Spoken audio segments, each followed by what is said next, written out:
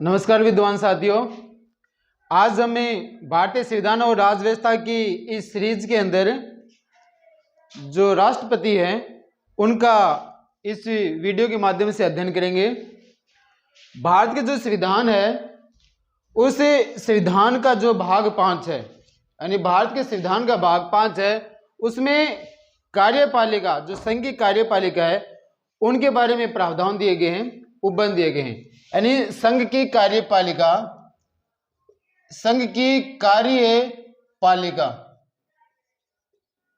को भाग 5 में उपबंध दिए गए हैं और अनुच्छेद 52 से 78 मतलब कि भारत की जो संघ की जो कार्यपालिका है, जो केंद्र सरकार है, वो जो किस प्रकार से भारत के अंदर कार्य करती है उससे संबंधित उपबंध दिए गए हैं, वो भाग 5 में है। और भाग 5 के अनुच्छेद 52 से 78 के अंदर ये दिए गए हैं कि किस प्रकार से संघ की जो कार्यपालिका वो काम करती है।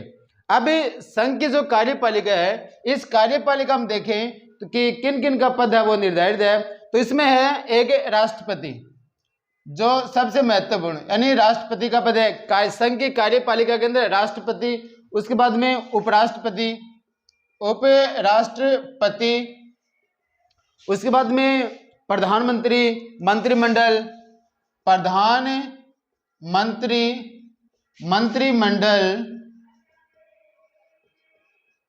और महान्यायवादी इनकी व्यवस्था है। मतलब ये जो है कि यदि बात करें कि संघ की कार्यपालिका, तो संघ की कार्यपालिका का जो प्रावधान दिया गया, उपबंध दिए गए हैं, वो संविधान का जो भाग 5 है, भाग 5 में दिया गया है कि इस प्रकार से एक संघ की कार्यपालिका होगी और जिनके अंदर, उस कार्यपालिका के अंदर शामिल होंगे राष्ट्रपति होंगे, उपराष्ट्रपति होंगे, प्रधानमंत्री, मंत्रिमंडल और महान्यायवादी। यानी इस प्रकार से 5 पद है वो निर्धारित किए गए हैं। इनका जो विवरण है वो हमें अनुच्छेद 52 से 78 में मिलेगा। यानी अनुच्छेद 52 से लेकर के 78 में हमें संघ की कार्यपालिका से संबंधित है वो विवरण मिलेगा। ये जो पद हैं इनका पूरे का पूरा विवरण है वो अनुच्छेद 52 से 78 में मिलेगा। आज का जो हमारा टॉपिक है वो राष्ट्रपति है, यानी राष्ट्रपति जो संघ की कार्यपालिका की जो धुरी है, जो मैन है, राष्ट्रपति है। तो राष्ट्रपति का जो अनुच्छेद 52 में राष्ट्रपति है, राष्ट्रपति का पद भारतीय संविधान का जो अनुच्छेद 52 है उसमें निर्धारित है कि राष्ट्रपति एक भारत का एक राष्ट्रपति होगा और राष्ट्रपति भारत का प्रथम नागरिक होगा। यानी राष्ट्रपति होते हैं वो भारत का प्रथम नागरिक। ये प्रावधान दिए गए हैं अनुच्छेद 52 के अंदर दे रखा है कि एक राष्ट्रपति होगा, यानी राष्ट्रपति का पद है जो भारत का प्रथम नागरिक कहलाएगा, यानी वो भारत का प्रथम नागरिक होगा और वो देश की एकता, अखंडता और सुदृढ़ता के प्रतीक होंगे। सुदृढ़ता के प्रतीक, यानी राष्ट्रपति है उनको माना गया है कि भारत की एकता के प्रतीक हैं। यानी पूरा देश है उनको एकता के सूत्र मान देना, एकजुट करना, उनका जो वो सिंबल है वो भारत के प्रेसिडेंट है। उसके बाद में अखंडता, यानी देश अखंड रहे, टूटे नहीं, संघ है वो एक ही गुत्थी में गुथा रहे, विभाजित न हो, छिन्न भिन्न न हो। तो वो भी जो राष्ट्रपति का ये जो सिंबल है, राष्ट्रपति उस चीज का भी सिंबल है कि राष्ट्रपति मतलब सभी को एकजुटता में करता है। सुदृढ़ता, यानी हमारा संघ है, हमारा देश है, वो मजबूत रहे, जो संप्रभुता है वो एकदम बिल्कुल कायम रहे, उसमें किसी प्रकार का कोई कम या ज्यादा कमी नहीं होनी चाहिए। तो इस प्रकार से अनुच्छेद 52 कहता है कि राष्ट्रपति यानी एक पद होगा जो राष्ट्रपति होगा और राष्ट्रपति भारत का प्रथम नागरिक होगा और ये प्रतीक होगा, यानी सिंबल होगा एकता का, देश की एकता, देश की अखंडता और देश की सुदृढ़ता के ये प्रतीक होंगे। अब हम बात करें कि राष्ट्रपति, तो राष्ट्रपति का मतलब होता है राष्ट्रपति। राष्ट्र मतलब देश और पति का मतलब होगा स्वामी। पति का मतलब स्वामी, यानी देश का स्वामी। राष्ट्रपति को अपन देश का स्वामी बोलते हैं। पति का मतलब स्वामी होता है। वैसे सामान्य से जैसे बात करें वैसे भी पति तो उनका मतलब स्वामी होता है। राष्ट्रपति का जो विलोम शब्द है वो राष्ट्रपति नहीं हो सकता। ये नहीं कि राष्ट्रपति का विलोम शब्द आप राष्ट्र पत्नी कर दोगे, ये नहीं हो सकता है, क्योंकि पति का विलोम तो आप पत्नी कर सकते हो, लेकिन राष्ट्रपति है ये एक संवैधानिक पद है जिसका कोई प्रकार के कोई इसका विपरीत अर्थ नहीं है, और इसका मतलब होता है राष्ट्र का स्वामी। अब आगे देखते हैं कि जैसे कि राष्ट्रपति का चुनाव किस प्रकार से होता है। भी अपने देश के अंदर जो राष्ट्रपति का चुनाव होता है ये संवैधानिक पद है, इतना शानदार और अच्छा संवैधानिक पद है। इनका इलेक्शन कैसे होता है, इनका चुनाव है वो किन प्रक्रियाओं के तहत इनका चुनाव होता है। तो राष्ट्रपति के निर्वाचन से संबंधित हम देख रहे हैं तो राष्ट्रपति का निर्वाचन, उसके लिए एक निर्वाचक मंडल होगा। जब भी राष्ट्रपति का निर्वाचन करेंगे तो एक निर्वाचक मंडल होगा निर्वाचन के लिए। राष्ट्रपति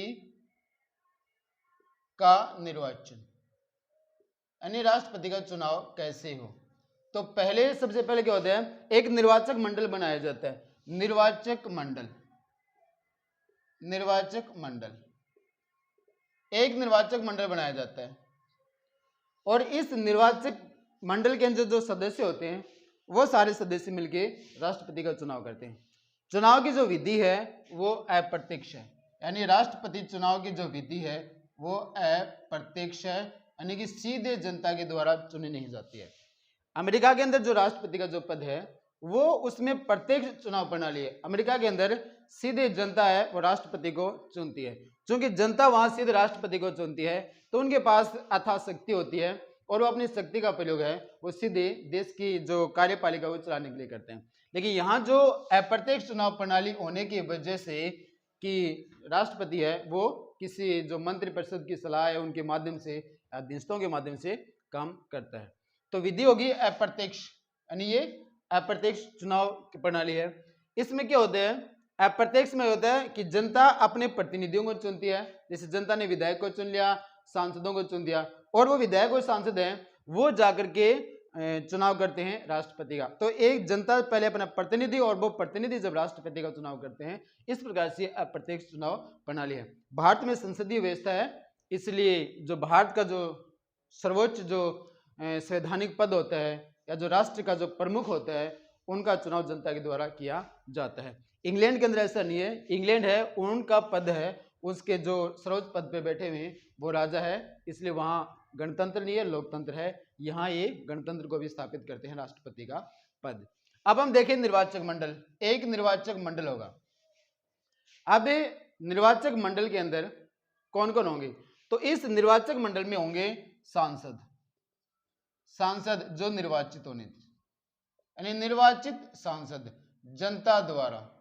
मतलब कि एक निर्वाचक मंडल में क्या हो गए, जितने सांसद चाहे वो लोकसभा से हो, लोकसभा या राज्यसभा, लोकसभा या राज्यसभा के निर्वाचित सांसद, यानी जिनको जनता ने चुना है प्रत्यक्ष या अप्रत्यक्ष में, क्योंकि लोकसभा के सदस्य हैं सांसद, उनको जनता प्रत्यक्ष रूप से चुनती है, और राज्यसभा के जो सांसद होते हैं उनको जनता अप्रत्यक्ष रूप से चुनती है।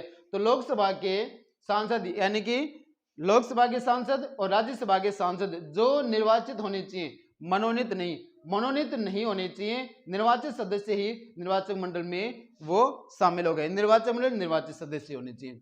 उसके बाद में हम देखें कि राज्य विधानसभा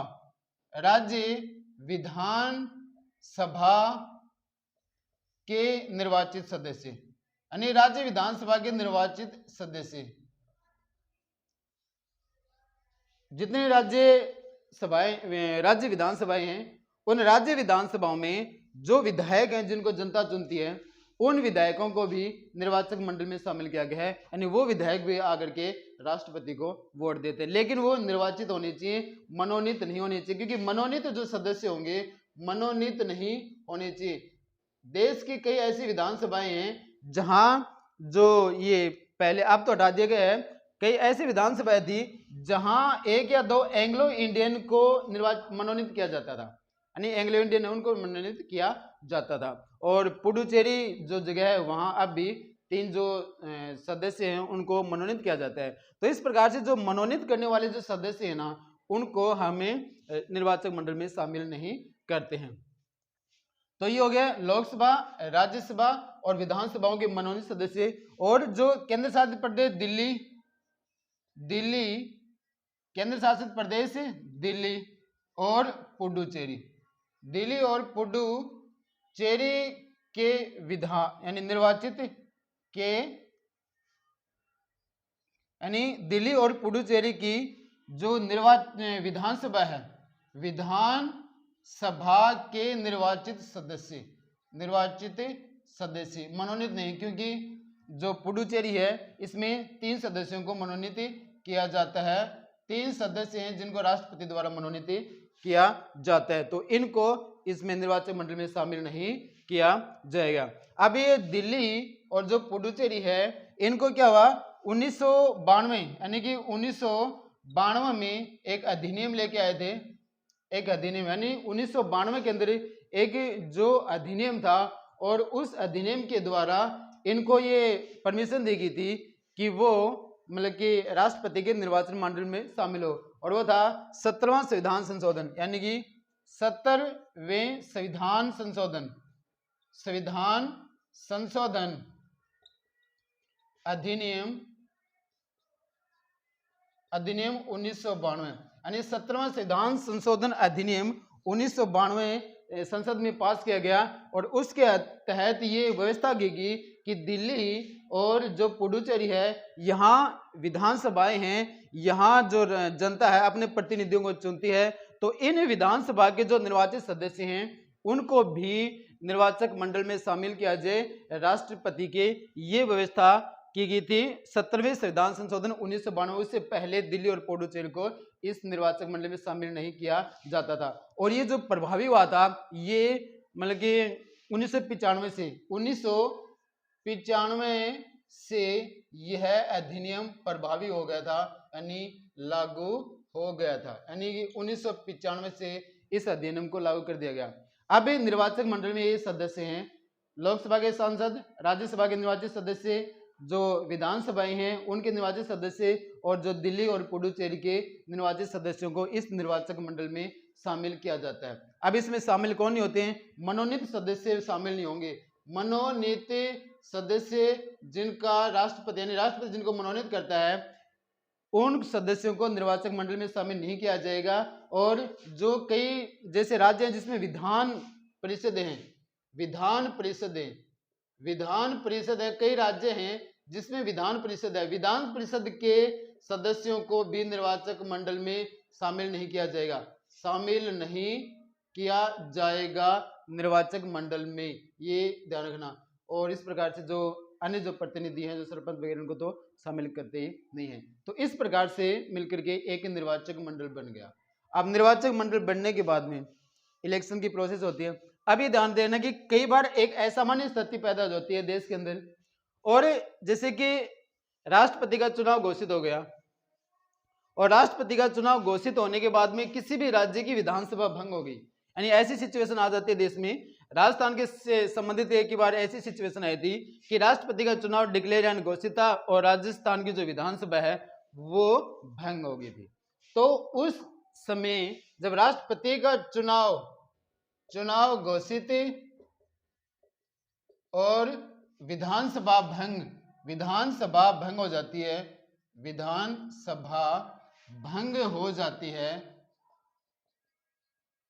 तो उन जो विधानसभा के सदस्य हैं उनको निर्वाचक मंडल से बाहर नहीं किया जाएगा, वो निर्वाचक मंडल के सदस्य रहेंगे। और विधानसभा भंग होने की वजह यानी भंग होने के बावजूद भी वो राष्ट्रपति के चुनाव के अंदर भाग लेंगे। ऐसा राजस्थान के साथ ऐसा हुआ था। राजस्थान के साथ एक बार जब राष्ट्रपति के चुनाव थे और उस टाइम जो चुनाव घोषित हो गए थे और विधानसभा भंग हो गई थी, उसके बाद में भी राजस्थान के विधायकों ने राष्ट्रपति के चुनाव में भाग लिया। अभी कई बार ऐसा होता है जैसे कि एक बार गुजरात के अंदर हुआ था 1969 के लगभग, यानी गुजरात के अंदर जब गुजरात की विधानसभा पहले से भंग थी, यानी गुजरात की जो विधानसभा थी वो पहले से ही भंग थी। गुजरात की विधानसभा पहले से भंग थी। अब गुजरात की विधानसभा पहले से भंग होने के कारण ये देश के सामने ये स्थिति पैदा होगी कि एक राज्य की विधानसभा भंग है तो क्या निर्वाचक मंडल को अपूर्ण माना जाए, यानी निर्वाचक मंडल को अपूर्ण माना जाए। तो इसके लिए इन्होंने राष्ट्रपति से सलाह ली थी, यानी राष्ट्रपति से अनुच्छेद 143(1) के तहत सलाह ली थी कि आप सलाह दीजिए कि क्या निर्वाचक मंडल अपूर्ण माना जाए। तो उसमें ये निर्णय आया था, इन्होंने सलाह दी थी कि किसी भी राज्य की एक दो विधानसभा के भंग होने से इस प्रकार के असामान्य स्थिति में उस निर्वाचक मंडल को अपूर्ण नहीं माना जाएगा, उसे पूर्ण माना जाएगा। और राष्ट्रपति है वो तय सीमा पर अपने, यानी तय सीमा के ऊपर ही उसको चुनाव होने चाहिए, एक या दो के राज्य से, इस प्रकार से उसके मंडल पे कोई प्रभाव नहीं पड़ेगा। तो ये निर्वाचक मंडल के अंदर सदस्य वगैरह। अब भी देखेंगे चुनाव कैसे होते हैं, सदस्य चुन लिए, अब ये वोटिंग के लिए जाएंगे। चुनाव की जो प्रोसेस है वो क्या होता है, एकल संक्रमणीय मत प्रणाली है। जो चुनाव है वो एकल संक्रमणीय मत प्रणाली और आनुपातिक प्रतिनिधित्व, आनुपातिक प्रतिनिधित्व, यानी एकल संक्रमणीय मत प्रणाली और आनुपातिक प्रतिनिधित्व, ये सिस्टम है। तो पहले हम देखें आनुपातिक प्रतिनिधित्व क्या होता है। आनुपातिक प्रतिनिधित्व का मतलब होता है कि राज्य, पूरे देश की जो जनता है, इसमें अलग अलग राज्य हैं और प्रत्येक राज्य के जनसंख्या के आधार पे उनका प्रतिनिधित्व होगा। जिस राज्य की जनसंख्या ज्यादा है उस राज्य का प्रतिनिधित्व ज्यादा, जिस राज्य की जनसंख्या कम है उस राज्य का प्रतिनिधित्व कम होता है। तो इसके लिए क्या होता है, ये जो आनुपातिक प्रतिनिधित्व प्रणाली है, इसके लिए क्या होता है कि एक मत का मूल्य निकाला जाता है। जो विधायक होते हैं या सांसद होते हैं, इस प्रणाली के तहत एक विधायक का या एक जो सांसद होता है उसका जो मत होता है, वोट होता है, उसका मूल्य निकाला जाएगा। तो उसका वोट का जो मूल्य निकालने के लिए क्या करेंगे, एक जैसे कि एक विधायक है, विधायक का मत, विधायक के मत का मूल्य, जब हम विधायक के मत का मूल्य निकालेंगे तो उसके लिए क्या करना पड़ेगा, उस राज्य की जितनी जनसंख्या है, जो राज्य है उसकी जितनी जनसंख्या है, उस जनसंख्या के अंदर अपन को भाग देना है उस राज्य में जितने विधायक हैं उनका। मतलब कि एक विधायक का मत का मूल्य निकालें तो राज्य की कुल जनसंख्या, उस राज्य में कितनी जनसंख्या है उसमें हमें भाग देना है कुल विधानसभा सदस्य, कुल विधानसभा सदस्यों का, और गुणा करना है 1/1000 से। यानी ये प्रोसेस अपनानी पड़ेगी। यानी एक विधायक के मत का मूल्य, यानी आनुपातिक प्रतिनिधित्व प्रणाली में है, जब हम एक विधायक का मत का मूल्य निकालेंगे तो क्या करेंगे, उस राज्य की कुल जनसंख्या कितनी है, जितने भी उस राज्य की जनसंख्या है वो कुल जनसंख्या हमने लिख दी, उसमें भाग देना है कुल विधानसभा सदस्य, जो विधानसभा के सदस्य हैं उनका उसमें भाग देंगे और फिर 1/1000 से गुणा कर दिया जाएगा। मान लो किसी राज्य की जनसंख्या 2 करोड़ के लगभग हो गई, मान लो 2 करोड़ के लगभग मान लो जनसंख्या होगी, और उसमें विधायक हैं 100 विधायक हैं, तो इस प्रकार से हम उसमें भाग देंगे। यानी 2 करोड़ की जनसंख्या होगी तो ये 2 0 से 2 0, इस 2 0 काट देंगे, और इस प्रकार से एक विधायक का जो मत है उसका मूल्य आ जाएगा। अब ये हमने विधायक का मत का मूल्य कि एक जो राज्य है उसके एक विधायक का मत का मूल्य ये है। अलग अलग स्टेट है, उनके अलग अलग जो विधायक होते हैं उनका मत का मूल्य जो है वो अलग अलग आएगा, उनका वोट है उनका मूल्य अलग अलग आएगा। यूपी में ज्यादा जनसंख्या ज्यादा आएगा, गोवा जैसे राज्य में कम जनसंख्या कम आएगा। तो इस प्रकार से एक विधायक का मूल्य। अब विधायक का मूल्य निकालने के बाद हम करेंगे जो सांसद हैं, सांसद का मूल्य, सांसद हैं, सांसद के मत का मूल्य। अब सांसद के मत के मूल्य के लिए क्या करेंगे, भी जितने भी विधायक होते हैं यानी विधानसभा के सदस्यों के कुल मतों का मूल्य, यानी कि विधानसभा जो है, विधानसभा सदस्य, यानी विधायक कहते हैं सदस्यों के मतों का कुल मूल्य। जितने भी विधानसभा सदस्य हैं, पूरी जितने भी विधानसभा सदस्य हैं और उनका मत का मूल्य कितना है, उन सभी के मतों के मूल्य को जोड़ देंगे। जो राजस्थान में एक विधायक का मान लो कि 200 है और कई विधायक हो गए तो उसके मान लो कि 200 से गुणा कर दें, और इस प्रकार से यूपी में अलग है, और ये इन सभी जो विधायक हैं उनके मत, जितना भी मत आया उनको जोड़ देंगे। तो यह कुल विधायक के मत का कुल मूल्य, मतों का कुल मूल्य, और उसमें हम भाग देंगे सांसद, यानी कि लोकसभा और राज्यसभा, लोकसभा प्लस राज्यसभा सांसद, सांसदों की संख्या, सांसदों की संख्या एक नहीं, मतलब कि जो कुल विधायक हो गए उनका मत का मूल्य जितने भी हैं उनको, और लोकसभा और राज्यसभा हैं जो सदस्य हैं उनको जोड़ करके उसमें अपन भाग देंगे, वो आ जाएगा एक सांसद का मत का मूल्य, सांसद का मत का मूल्य आ जाएगा। इस प्रकार से हमने देख लिया कि एक सांसद का मत का मूल्य कैसे निकाला जाता है और एक विधायक का मत का मूल्य। इन सभी का जो विधायक और सांसद हैं इनका मत का मूल्य निकाल लिया गया है। अब बात रही जनसंख्या की। जो जनसंख्या है,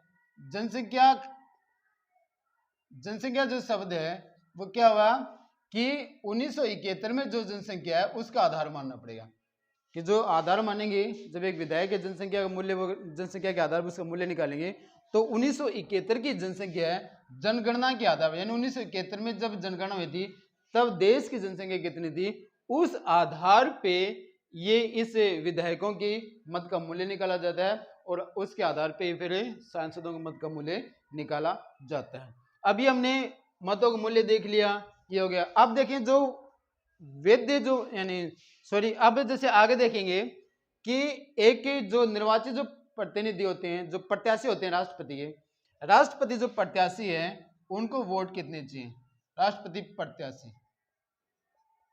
तो इसमें क्या होता है, राष्ट्रपति का जो प्रत्याशी होता है उनको वोट कितना चाहिए। तभी इसमें क्या होता है कि जैसे राष्ट्रपति के 2, 3 या 4 प्रत्याशी हो गए, अब चूंकि पूरे राष्ट्र का प्रतिनिधित्व करेगा राष्ट्रपति, तो संविधान निर्माताओं ने एक ऐसी व्यवस्था की है कि जो चुनाव जीते, जो राष्ट्रपति चुनाव जीते, तो कम से कम वो आधे % से यानी कि 50% से एक ज्यादा वोट प्राप्त करे, यानी देश की जितनी जनसंख्या है उसका आधे से एक ज्यादा वोट तो राष्ट्रपति को प्राप्त होने ही चाहिए, क्योंकि तभी वो देश का प्रतिनिधित्व करेंगे। ये नहीं होना चाहिए कि 4% किसी व्यक्ति की वोट आ गई, यानी कई लोग हैं 10% आ गए, किसी के 5% गए, 8 और 9 10% वाला जीत गया। तो इस प्रकार के सिस्टम से बचने के लिए उन्होंने वोटों का एक सिस्टम कर दिया कि क्या होता है कि कोटा सेट कर दिया। कोटा मतलब निश्चित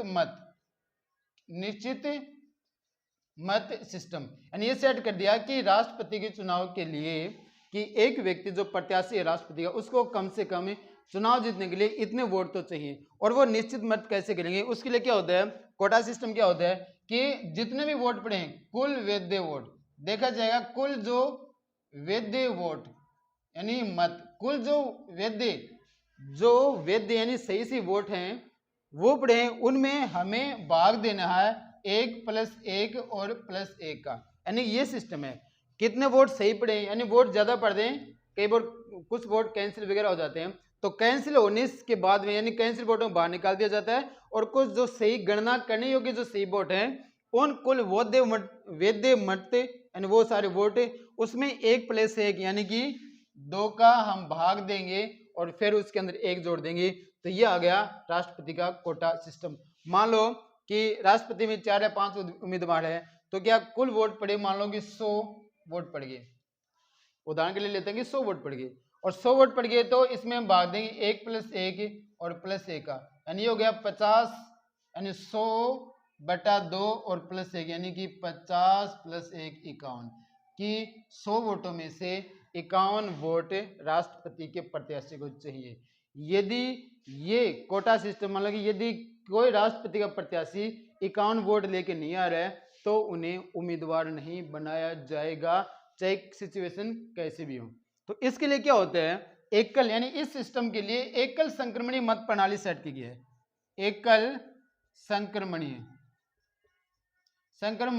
मत प्रणाली यानी इस सिस्टम के लिए एकल संक्रमणीय मत प्रणाली।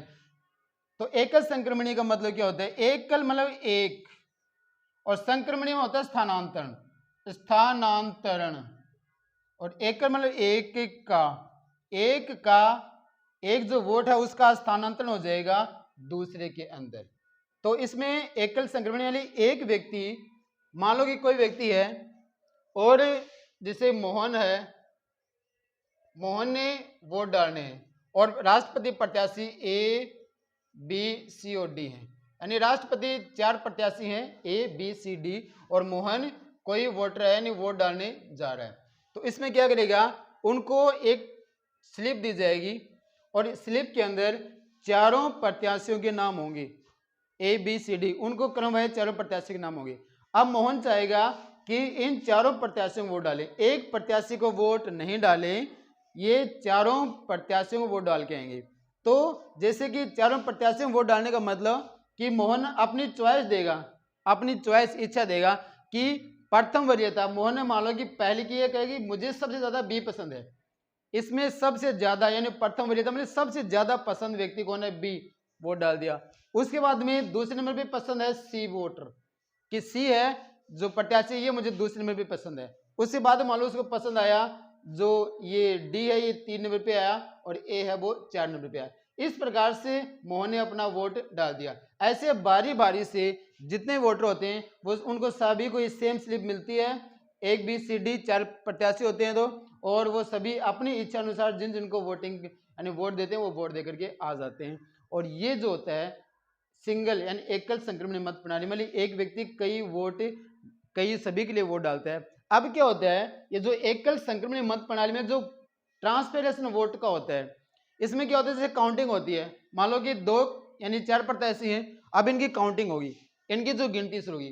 तो गिनती में क्या होता है कि कोटा चाहिए, कोटा सिस्टम होगा, यानी जितनी भी गिनती होगी तो पहले से कोटा निर्धारित कर दिया कि हाँ भी आधे से एक ज्यादा वोट चाहिए, राष्ट्रपति प्रत्याशी जो है उसको जीतने के लिए आधे से एक ज्यादा वोट चाहिए।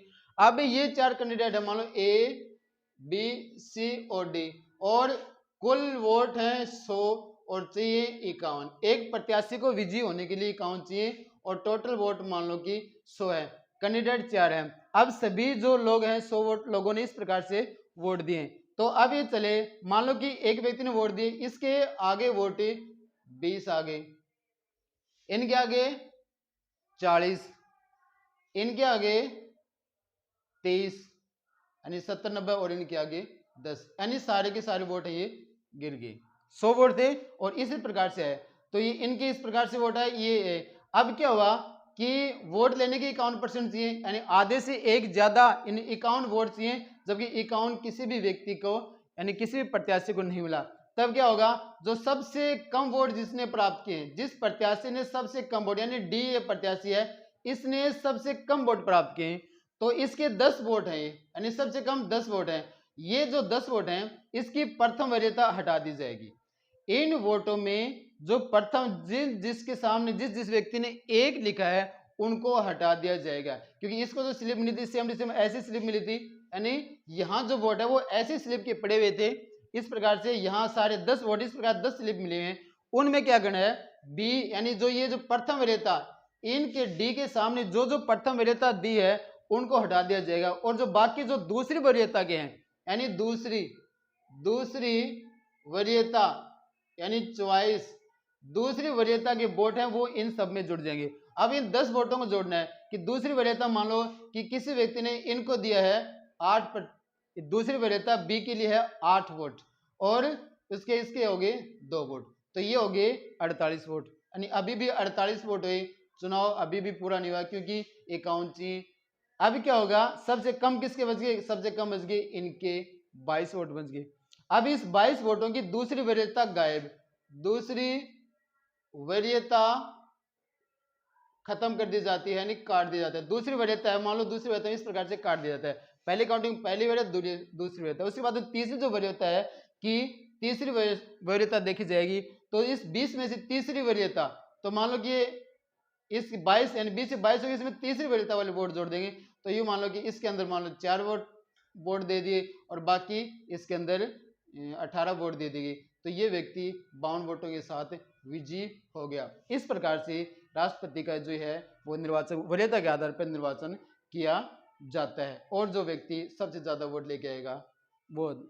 हिंदुस्तान के अंदर ऐसा यानी ज्यादातर पहली वरीयता में चुनाव हो जाते हैं, भारत के अंदर चुनाव पहली वरीयता में हो जाते हैं, लेकिन एक ही बार ऐसा हुआ है कि वीवी